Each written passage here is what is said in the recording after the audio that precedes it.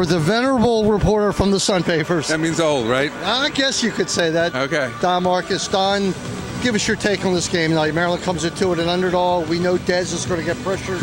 How do you feel this game could go for the Terps? Well, number one, it's a great opportunity for them. UConn being, number 18 in the country, it's a game they can put on the resume at a certain time of year.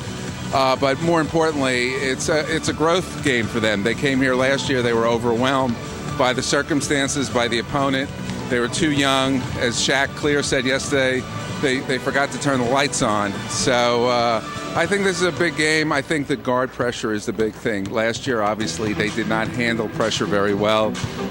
This year now they're putting a more experienced player there, or a very experienced player, but not at that position, not at point guard.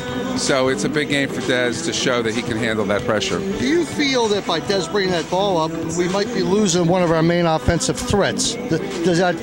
I think so, and I think, but I think the thing that Mark Turgeon feels is that this year he has so many guys who can score.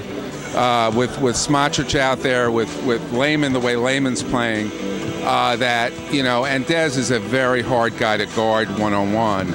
So I don't think you're losing it as long as he's looking at the basket. If he doesn't look at the basket like Pishon Howard did last year, but I don't think that's the case at all with Dez Wells. All right, to look for, of course, I think the guy that stirs the drink this year is definitely Jake Layman. Well, I think that Jake Layman is I don't know if I would say he's the guy who stirs the drink, because I don't think that's his mindset. I think right now I think he's still a very good complementary player. I think the guy who stirs the drink is Dez Wells, but I think that Jake is a very important piece of that offense. Jake's got to score for us to win, though. Definitely. There's no doubt. He's got to be on the plus side of 15 points. Yes, or we'll be in trouble tonight. Right. Don Markus, thanks a lot, my friend. Thanks, Bruce. All right.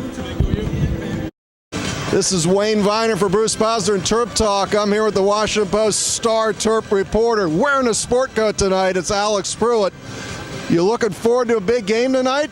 Yeah, it should be a nice test for Maryland early, I think. Obviously, Connecticut, one of the top 25 teams in the country. And, without Seth Allen, it'll be a nice challenge for the guards, just basically jumping in the deep end right off the bat. Well, it would be a deep end. You're looking for a lot of pressure. Do you think that bodes well to get the freshman Roddy Peters on the floor? Yeah, I think Roddy Peters, I think even probably Varun Ram, the transfer from Trinity, who's eligible this season, will see some time. But obviously, Dez Wells is the guy. They're going to start him at point guard. It concerns you, all the turnovers he had last year, but...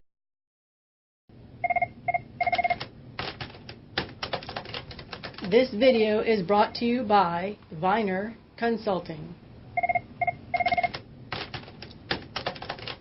This video is brought to you by Viener Consulting.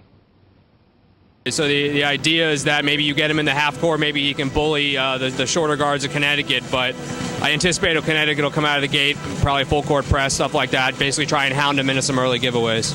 Well, UConn could be set up well for that with a 7-foot shot blocker, and that's something Maryland doesn't have at the moment, is that 7-foot shot blocker. I guess you're going to look for DeMonte Dodd to be the answer in that area once you get, I guess, Mitchell or Clear off the floor. Yeah, I anticipate Dodd will probably see some time if people get into foul trouble, either John Graham too. But no, I mean, you hit it. Connecticut that's their biggest weakness right now, I think, is the front court. They were obviously one of the worst teams in the country last year at rebounding rate. Maryland was one of the best.